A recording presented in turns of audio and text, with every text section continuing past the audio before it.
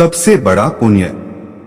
एक राजा बहुत बड़ा प्रजापालक था, हमेशा प्रजा के हित में प्रयत्नशील रहता था।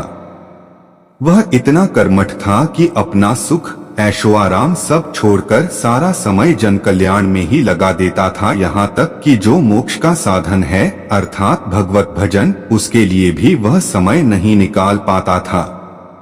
एक सुबह राजा वन की तरफ भ्रमण करने के लिए जा रहा था कि उसे एक देव के दर्शन हुए।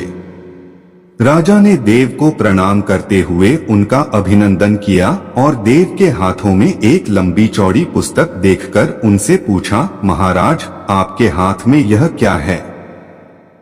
देव बोले, राजन यह हमारा बही खाता है जिसमें सभी भजन करने वालों के नाम हैं।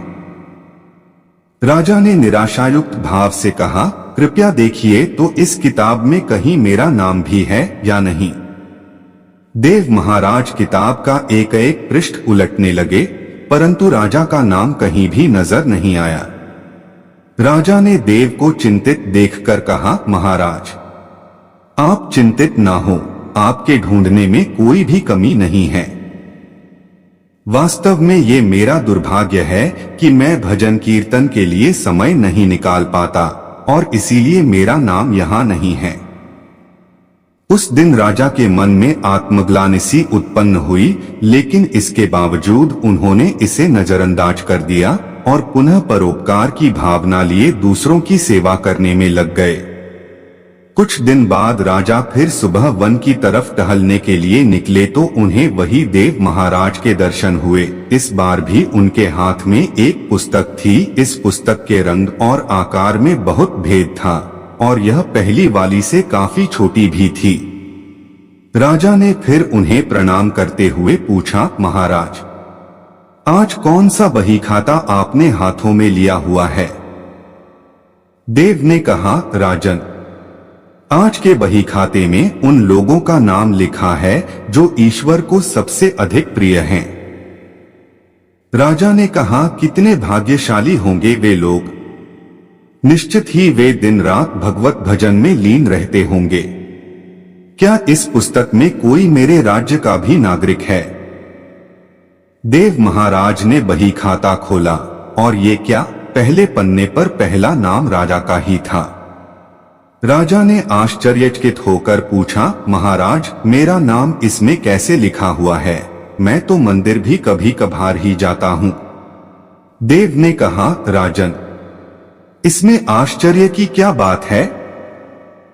जो लोग निष्काम होकर संसार की सेवा करते हैं, जो लोग संसार के उपकार में अपना जीवन अर्पण करते हैं, जो लोग मुक्ति का लोभ भी त्याग कर प्रभु के निर्बल संतानों की सेवा सहायता में अपना योगदान देते हैं, उन त्यागी महापुरुषों का भजन स्वयं ईश्वर करता है। ऐ राजन तू मत पछता कि तू पूजा पाठ नहीं करता, लोगों की सेवा कर, तू असल में भगवान की ही पूजा करता है। परोपकार और निःस्वार्थ लोक सेवा किसी भी उपासना से बढ़कर हैं। देव ने वेदों का उदाहरण देते हुए कहा, कुर्वन्नेवः कर्माणि जिजीविषेक्षण समाह एवान्त्वाप नान्यतोऽस्ति व कर्म लिप्यते नरे। अर्थात कर्म करते हुए 100 वर्ष जीने की इच्छा करो तो कर्म बंधन में लिप्त हो जाओगे। राजन भगवान दीनदयालु हैं, उन्हें खुशामद नहीं भाती बल्कि आचरण भाता है। सच्ची भक्ति तो यही है कि परोपकार करो, दीन दुखियों का हित साधन करो, अनाथ विधवा किसान व निर्धन आज अत्याचारियों से सताए जाते हैं, इनकी यथाशक्ति सहायता और सेवा करो और यही परम भक्ति है।